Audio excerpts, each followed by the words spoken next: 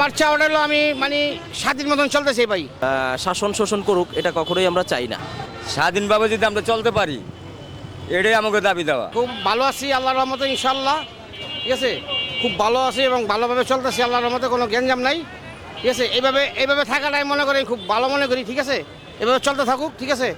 তাই দেখ নির্বাচনের পরে কি হয় তাই নতুন সরকার আসলে দেখা যাবে, ঠিক আছে।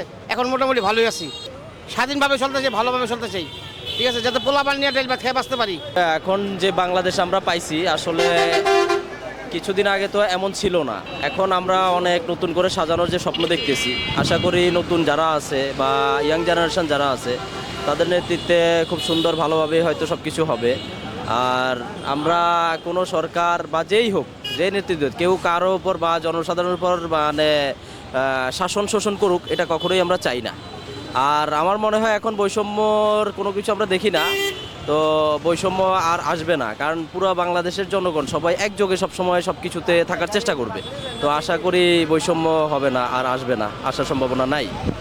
সো আমরা চাই আজকে হলো 5 আগস্ট, তো এটা গণ অভ্যুত্থান দিবস, তো এটা থাকুক।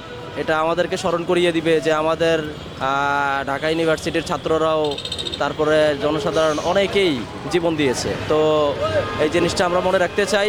তো এত কঠিন পরিস্থিতি কখনোই যেন তৈরি না হয়। বাংলাদেশ শান্তির থাক, আমরা শান্তি থাকি, খাই পড়ি, সুখ শান্তিতে দিন কাটুক, এটাই হলো আমাকে চাওয়া পাওয়া। ইসলাম রাষ্ট্র, ইসলাম কায়েম থাক, এটাই হলো সবচেয়ে বড় জিনিস।